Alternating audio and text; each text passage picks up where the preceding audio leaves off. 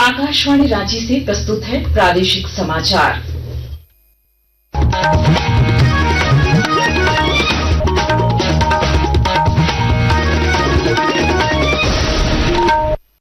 नमस्कार, प्रादेशिक समाचारों के साथ मैं प्रियंका। पहले मुख्य समाचार।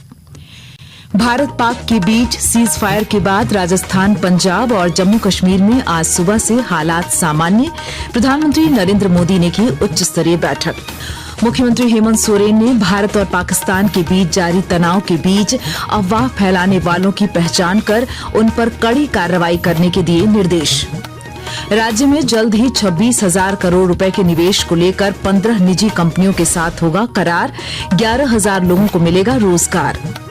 झारखंड के सभी सरकारी स्कूलों के लिए तय किया गया एक शैक्षणिक कैलेंडर। अब हर महीने सभी स्कूलों में एक साथ होगी विषयों की पढ़ाई।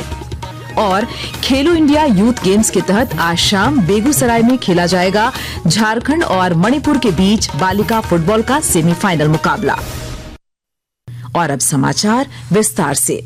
भारत और पाकिस्तान के बीच कल शाम हुए संघर्ष विराम की घोषणा के बाद कल देर रात से सीज फायर उल्लंघन की कोई घटना नहीं हुई है। इसके अलावा दोनों देशों की सीमा पर ड्रोन भी नहीं देखे गए हैं। कल देर रात के बाद से कोई सैन्य कार्रवाई भी पाकिस्तान की ओर से नहीं की गई है। जम्मू कश्मीर समेत पंजाब और राजस्थान के सीमाई इलाकों में आज सुबह से शांति है और स्थिति सामान्य होती दिख रही है। इधर सेवानिवृत्त मेजर जनरल बिपिन बख्शी ने कहा कि अगर पाकिस्तान कार्रवाई करता है तो भारत सख्ती से जवाब देगा। हमने बहुत ही सोच समझ के और बहुत ही रीजन तरीके से हमने एक्शन लिए हैं। मेन हमारा मुद्दा था कि आतंकवाद को रोक देना है। सरहद पार आतंकवाद आप ना करें। अगर आप ऐसा करेंगे तो आपको मुंह की खानी पड़ेगी। ये मेरे ख्याल से संदेश बिल्कुल साफ साफ शब्दों में हमने दे दिया है। इधर सीज फायर के बाद आज प्रधानमंत्री नरेंद्र मोदी ने नई दिल्ली स्थित अपने आवास पर एक उच्च स्तरीय बैठक की है। इस बैठक में रक्षा मंत्री, रक्षा प्रमुख, तीनों सेनाओं के प्रमुख, राष्ट्रीय सुरक्षा सलाहकार के अलावा आईबी और रॉ के चीफ मौजूद रहे। पाकिस्तान ने कल शाम करीब 5 बजे सीज फायर लागू होने के 3 घंटे बाद ही इसे तोड़ दिया था। वहीं भारतीय वायुसेना ने कहा है कि ऑपरेशन सिंदूर में सौंपे गए कार्यों को सटीकता के साथ सफलतापूर्वक अंजाम दिया गया है। चूंकि ऑपरेशन अभी भी जारी है, इसलिए उचित समय पर विस्तार से जानकारी दी जाएगी। केंद्र सरकार ने कहा है कि युद्ध के कई गेमिंग वीडियो हाल के भारत पाकिस्तान संघर्ष के वास्तविक फुटेज के रूप में प्रसारित किए जा रहे हैं। लोगों को ऐसे प्रोपेगेंडा से बचने की सलाह दी गई है। पत्र सूचना कार्यालय की फैक्ट चेक इकाई ने कहा है कि सोशल मीडिया पर ऐसे गेमिंग वीडियो बड़ी संख्या में दिखाए जा रहे हैं। मुख्यमंत्री हेमंत सोरेन ने कहा है कि भारत और पाकिस्तान के बीच जारी तनाव के बीच अफवाह फैलाने वालों की पहचान कर उन पर कड़ी कार्रवाई की जाए।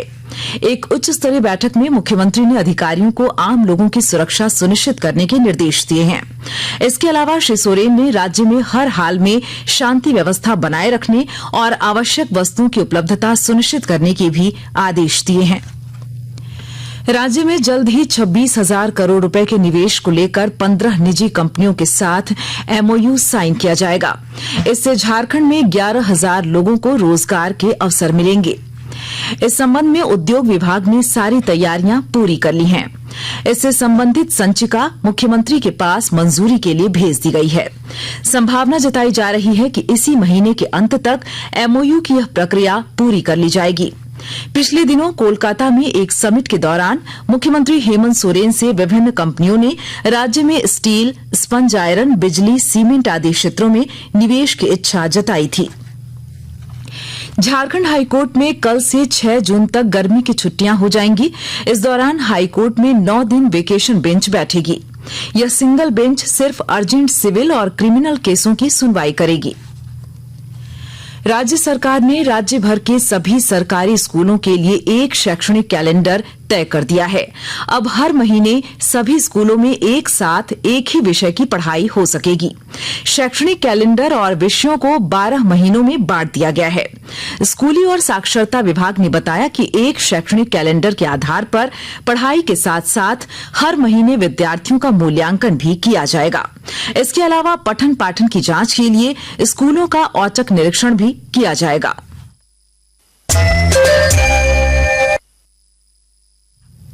आकाशवाणी के ताजा तरीन समाचारों के लिए आप हमारी वेबसाइट newsonair.gov.in पर लॉग ऑन कर सकते हैं।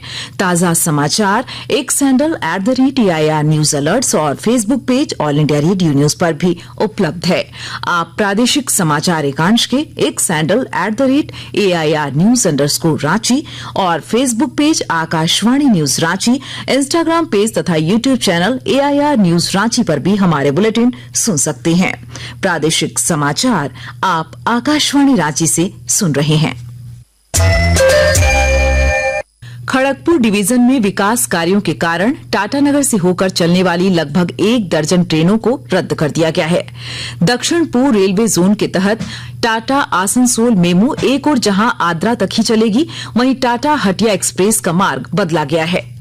आज राष्ट्रीय प्रौद्योगिकी दिवस है। वर्ष 1998 में इसी दिन भारत ने राजस्थान के पोखरण में परमाणु बम का सफल परीक्षण किया था।